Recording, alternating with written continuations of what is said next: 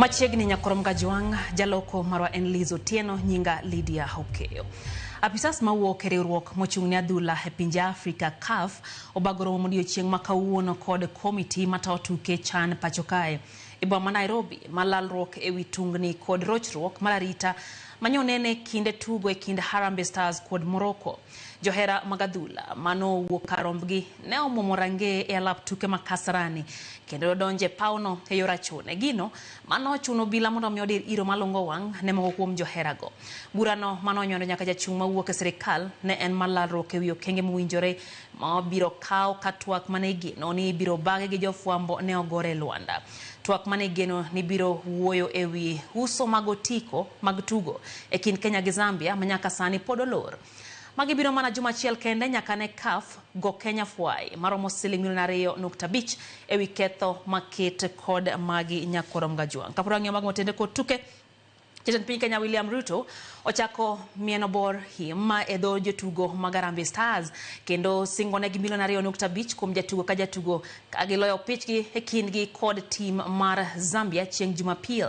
Ruto bende okoni ka Kenya odonje kidieny mar quarter finals to ewi $1,000,000 obiro chiwo ne jotugo ute manego gi ogonyore kaka mich. Wata nyambaga chakonwa chendo mar rameny piny gi report no heyo machal kodma.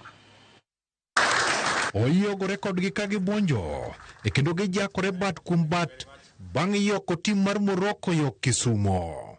Tayari niko na maneno yenu ya jana iko hapa saa hii. Tumekubaliana mnacheza kama nyinyi, mimi nacheza kama mimi. Tunasonga tukisonga. Ruto mane orado kod jotugo mang'ula mag Harambee Stars ne okolingi kanyo e kendo mieno dho jotuk Harambee Stars bor mar im machwe. Pongezi Omondi. En singo mar chiwo negi $2.5 poni Kenya biro njako kendo mudo tim mar Zambia chieng' Jumapil mabiro. Sasa Sunday si tunashinda inshallah kwa mpenzi ya Mungu tunashinda, si ndio?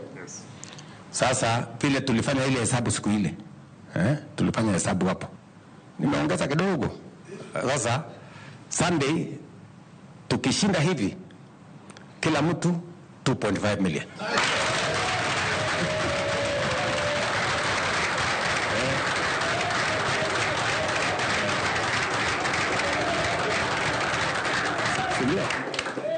Tukishinda tumekubaliana? Yes. Ni sawa hapo? 2.5 kila mtu. Ruto masani en jaera mar adhula namba 1 pacho ka bende okoni ogwand jotuk Kenya dhi kelo negi yuto mathoth. Ruto okoni ka Kenya ohadho tuke magi mag quarter finals moloyo thuolo manyime to ng'ato ka ng'ato dhi buonjo e kod $1,000,000. Kata kamano ewi milion no odhi chiwo ne ng'ato ka ng'ato ot ute manengo gi ogonyore e kendo gibiro yiero kama gikawie utegi kaka mich mabuglang'. Si tukishinda tumequalify? Yes. Tukishinda quarters juu ya 1 million, juu ya 1 million nitaongeza ile mmeomba. Si mmesema mnataka affordable house? Yes. Mko hapo kwa affordable house ama mko malingine? Hapo.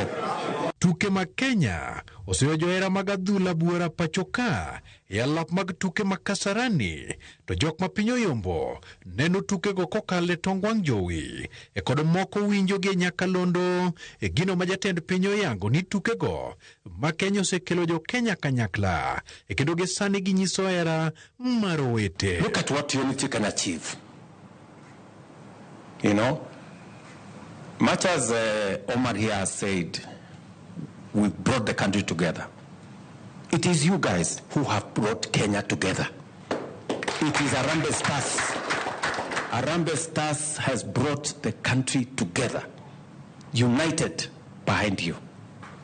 And I'm very proud that because of your talent, because of your acumen, because of what you're doing, the nation is standing together, united, inspired.